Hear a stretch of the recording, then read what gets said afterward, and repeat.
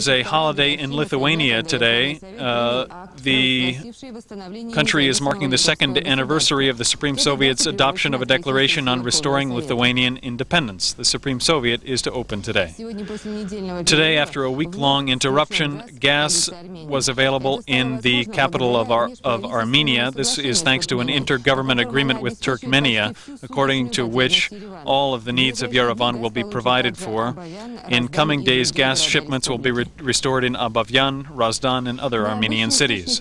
An unexpected source of meeting consumer goods demands has appeared in Khabarovsk. Goods confiscated from airline passengers leaving the former Soviet Union, now the Commonwealth of Independent States, are turning up for sale.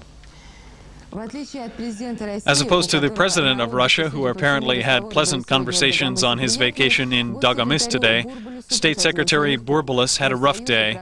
Trade unions, industrialists, and cultural figures raised different and difficult issues with him today.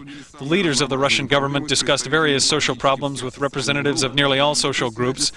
Chaired by Alexander Shokhin, the Russian Three-Way Committee continued its work today. The sides, or as they are called, the three Ps, for the Russian initials of the words unions, entrepreneurs, and government, are debating the draft general agreement for relations between them in the current year.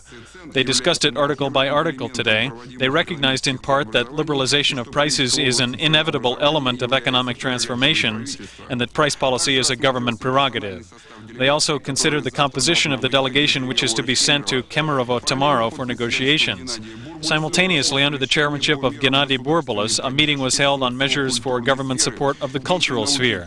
Scientific and cultural figures expressed their input in the drafts of three documents: the decree of Yeltsin and the government on supporting culture and art in the period of economic reform, the rules on especially valuable items of Russia's national heritage, and the creation of an Arbat territorial historical cultural complex.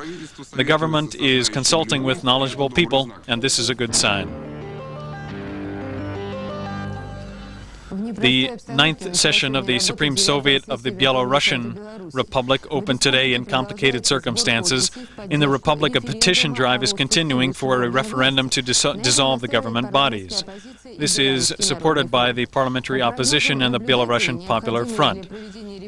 The observers predict that the necessary number of signatures, 350,000, will be collective. Our correspondent reports on today's session of the Parliament.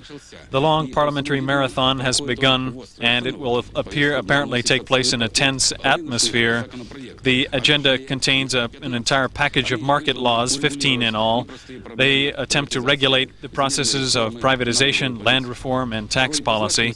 The second most important set of issues concerns the military, but still ahead is the reconstruction of the Supreme Soviet itself and the issue of choosing the chairpersons of local councils. Today, it became known at the session that a new deputies bloc, Belarus, has been created.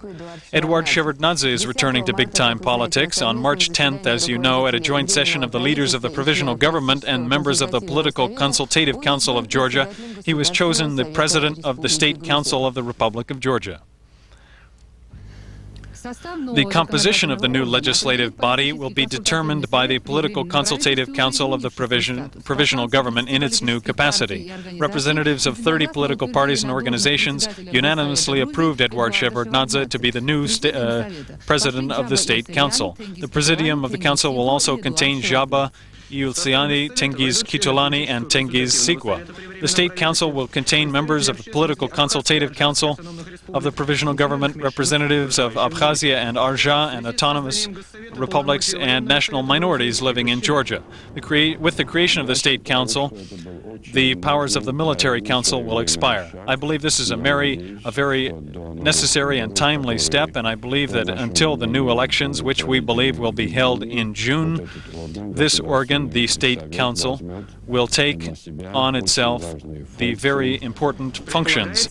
It is supposed that the State Council will create some sort of constituent assembly representing various parties and organizations. The new government will have executive powers and the power to issue decrees. The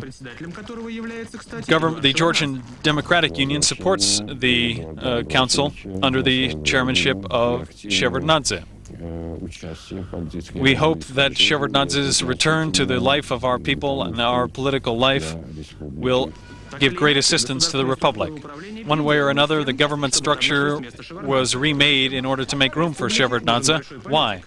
The Republic needs a big-time politician. Georgia has not yet entered the United Nations, and with Shevardnadze's ascension, after his recent trip to America, we can expect a large flow from the West of credits and investment.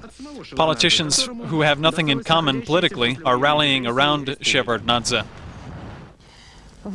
In Georgia, apparently, a new distribution of political forces is underway.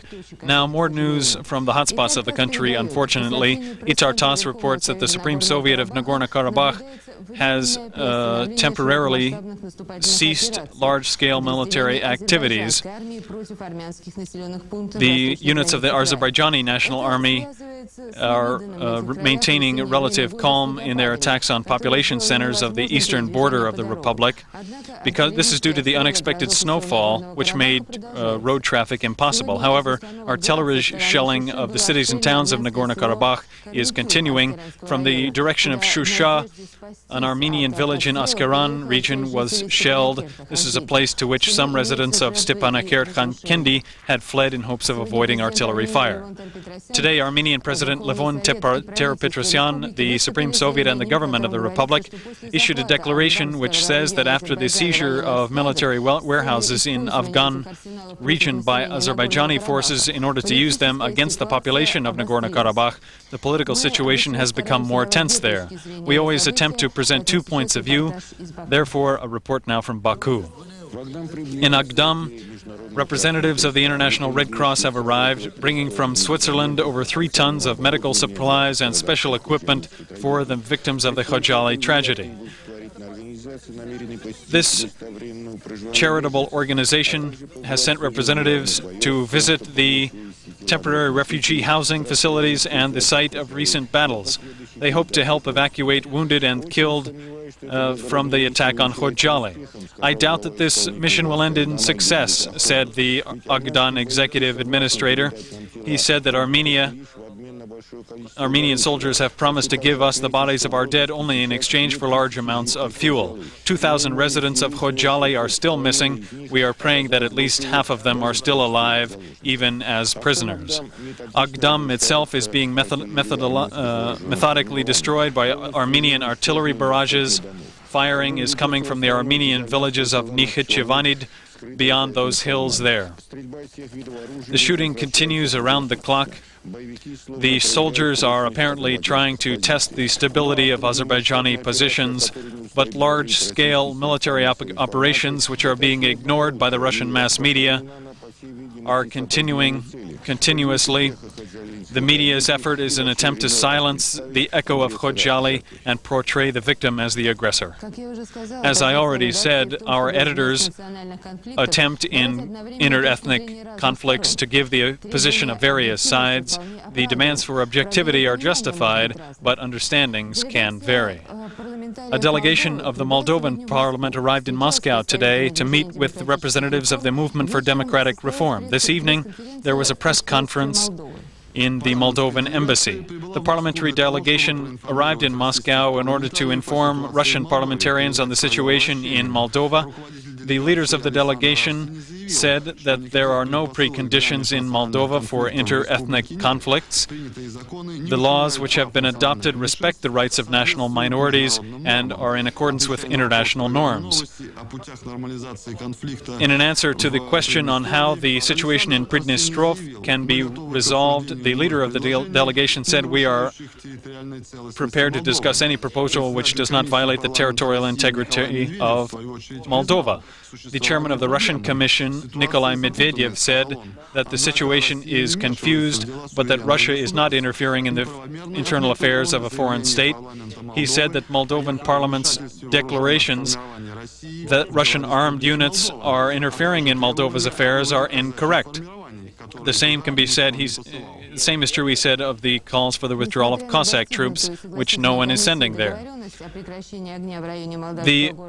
Despite the agreement of the mediation commission on a ceasefire in the Moldovan city of Dubasare. Shooting continues there. The outlying regions are coming to resemble the fronts of battle.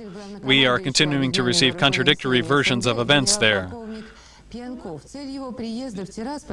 Pienkov of the Unified CIS Army will go to Tiraspol for negotiations with opposition leaders on the conflict between Pridnestrov officials and the 14th Army deployed there. The political conflict will not become Russia's business, he said, and the military will maintain neutrality. Romanian newspapers contain a lot of news and official declarations. Here is one of them. We officially declare that any attack on citizens of Moldova will be considered to be an attack on citizens and territory of Romania. A similarly categorical viewpoint is expressed by the Democratic Convention, which consists of the various opposition parties.